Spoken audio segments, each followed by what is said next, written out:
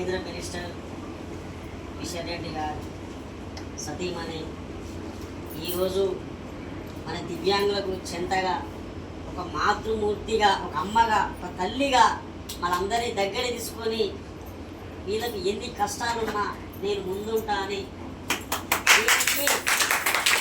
అధ్యక్షుడిగా వికలాంగుల వేదిక నాగేశ్వరరావు ఇదే కార్యక్రమాలని మనం ఇప్పుడు ఒక 50 మంది ఉండొచ్చు, కానీ వందలాది మంది వికలాంగులు రాష్ట్రంలో వందలాది మంది, వేలాది మంది ఉన్నారు.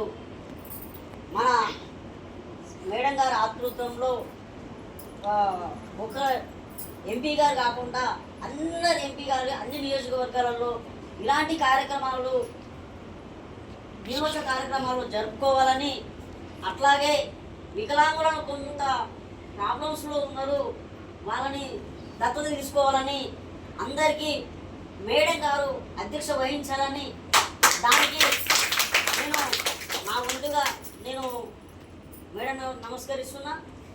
అలాగే అటల్ బిహారీ వాజ్పేయి ఫౌండేషన్